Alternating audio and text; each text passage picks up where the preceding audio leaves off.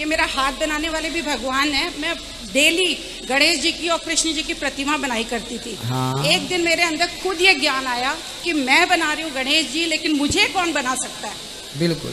तो साक्षात भगवान हमारे अंदर बैठे हैं और प्राण प्रतिष्ठा अगर कर रहे हैं तो वो अगर खंडित होते हैं तो उन्हें क्यों दबाया जाए। उस भाव से उनको पट्टी बांधे, एकदम साक्षात जिंदे को आप दबा क्यों रहे हैं। भावना तो ऐसी होनी चाहिए कि उनकी मलहम पट्टी करें। हाँ, भावना तो ऐसी होनी चाहिए, लेकिन अपने यहाँ ना एक नियम और है, खंडित मूर्ति की पूजा नहीं होती। लेकिन भावना तो आप जैसे बताते हैं नदी किनारे दबा दो सारे भगवान हाँ। को, तो वो तो बेचारे प्यारे से भगवान है जिसको हम भोग लगाते हैं और सब कुछ करते हैं। खंडित हो गया तो उनको दबाया क्यों जाए। नहीं, खंडित पूजा का विधान नहीं है ना, इसलिए। परिवर्तन से बड़ा कोई कुछ नहीं होता। समय के साथ भगवान भी परिवर्तित होते हैं। नहीं, समय के साथ भगवान परिवर्तित होते हैं, पर धर्म और सत्य तो तब भी वैसा था, आज भी वैसा है, आगे भी वैसा। 5000 साल पहले जो भगवान ने गीता में जो कह दिया है, हाँ, क्या आने वाले लाखों साल बाद भी उसमें कोई परिवर्तन करने की गुंजाइश है? गीता में तो ये लिखा है कि मैं आत्मा हूँ, मैं अजन्मा हूँ, मैं सूक्ष्म हूँ, मेरे को कोई पहचान ही नहीं सकता। पहचान नहीं सकता। भगवान के रूप अगर अवतरित होंगे तो वो जिस चोले में, मैं राम और भगवान कृष्ण को इनको बहुत अच्छे से जानती हूँ, इनका अवतार हुआ, लेकिन भगवान राम को कोई नहीं जानता था कि वो भगवान है। भगवान होते तो उनकी निंदा भी नहीं करते, सीता की भी निंदा नहीं करते। सती सिंह है।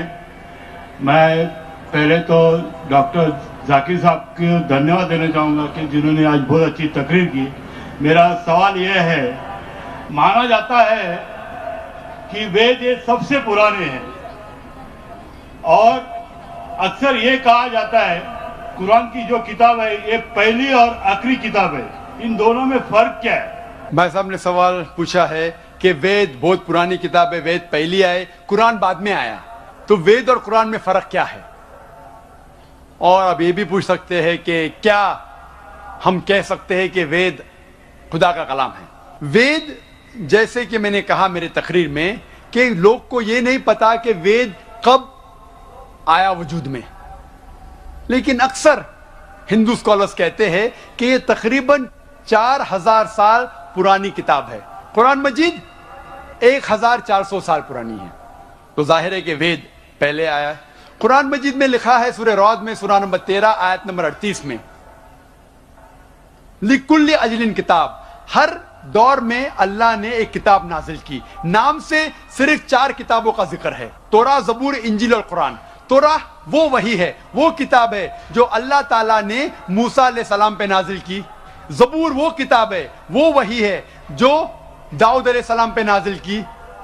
इंजील वो किताब, वो वही है जो अल्लाह सुब्हानहू व तआला ने ईसा अलैहिस्सलाम पे नाजिल की। और कुरान मजीद अल्लाह सुब्हानहू व तआला की आखिरी किताब, आखिरी वही है जो आखिरी पैगंबर मोहम्मद सल्लल्लाहु अलैहि वसल्लम पे नाजिल की। लेकिन नाम से सिर्फ 4 किताबों का जिक्र है कुरान में, लेकिन कुरान में लिखा है कि अल्लाह ताला ने कई किताबें भेजी, सूफ इब्राहिम और कई किताबें। तो आपका सवाल है, वेद और कुरान में फर्क क्या है? जितने भी किताबें कुरान मजीद के पहले आए वो सिर्फ अपने लोगों के लिए आए थे, और वो सारा पैगाम जो किताब में लिखा है उस किताब में वो महदूद था सिर्फ एक वक्त के लिए। मिसाल के तौर पे इंजील नाजिल किया अल्लाह ने ईसा अलैहिस्सलाम पर, सिर्फ था बनी इस्राइल के लिए, सारे इंसानियत के लिए नहीं था। लेकिन क्योंकि कुरान मजीद आखिरी किताब है अल्लाह की, वो सिर्फ मुसलमानों या अरबों के लिए नहीं, सारे इंसानियत के लिए है। पहला नुक्ता यह जानना चाहिए कि वेद का जिक्र कुरान में नहीं है। लफ्ज से यह कहा गया है कि हर दौर में किताब आई, तो जाहिर है कि हिंदुस्तान में भी शायद कोई किताब आई। कौन सी किताब है हमें नहीं पता। वेद का जिक्र ना कुरान में है ना सही हदीस में।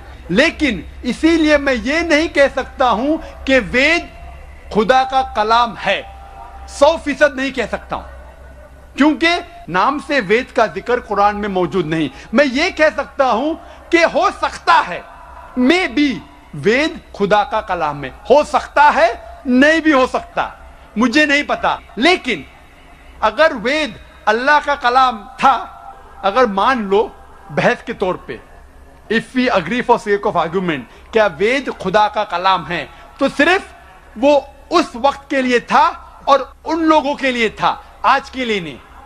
आज हमें मानना चाहिए आखिरी कलाम, आखिरी किताब कुरान मजीद में। वेद अगर मान लो खुदा का कलाम था भी तो सिर्फ उस वक्त के लिए था और उन लोगों के लिए था।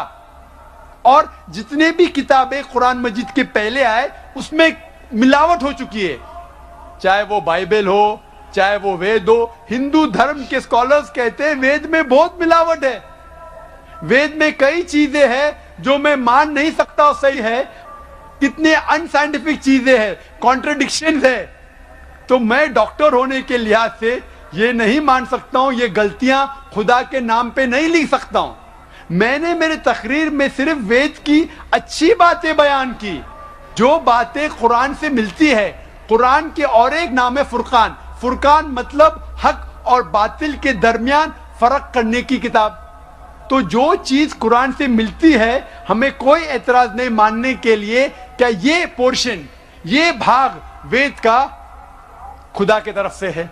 लेकिन पूरी किताब, जितने भी किताबें कुरान के पहले आए, दौर के वजह से, साल गुजरने के वजह से उनमें मिलावट आ चुकी है। लेकिन कुरान में अल्लाह ताला फरमाते सूरह हिजर में, सूरा नंबर 15 आयत नंबर 9 में, हमने कुरान नाजिल किया और हम कुरान की हिफाजत करेंगे। इसीलिए वेद अगर खुदा की किताब थी उस वक्त के लिए थी, उन लोग के लिए थी। आज हमें मानना चाहिए आखिरी किताब कुरान मजीद, चाहे आप सऊदी में जी रहे हैं या अमेरिका में या हिंदुस्तान में या पाकिस्तान में, आपको मानना चाहिए आखिरी किताब अल्लाह की, खुदा की कुरान।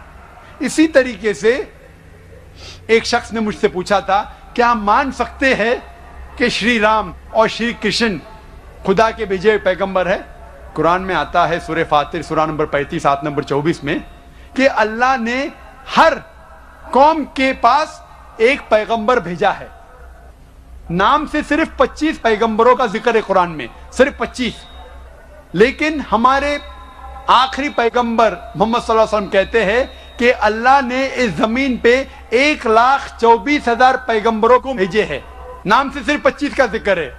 तो अगर कोई शख्स मुझसे पूछता है क्या श्री कृष्ण या श्री राम क्या पैगंबर हो सकते हैं खुदा के, तो मैं ये कह सकता हूं क्योंकि उनका नाम कुरान में मौजूद नहीं है, हो भी सकते हैं, नहीं भी हो सकते हैं।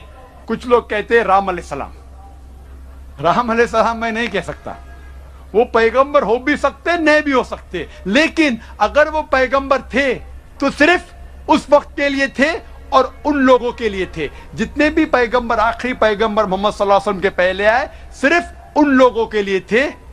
आज हमें मानना चाहिए आखिरी पैगंबर मोहम्मद सल्लल्लाहु अलैहि वसल्लम पे, सारी दुनिया को, सारी इंसानियत को।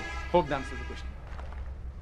उम्मीद करता हूँ आपको ये हमारी वीडियो अच्छी लगी होगी। अगर वीडियो अच्छी लगी तो चैनल को सब्सक्राइब कर लें और बेल आइकन को ऑल पे कर लें, आने वाली वीडियो सबसे पहले आप तक पहुँचती रहे।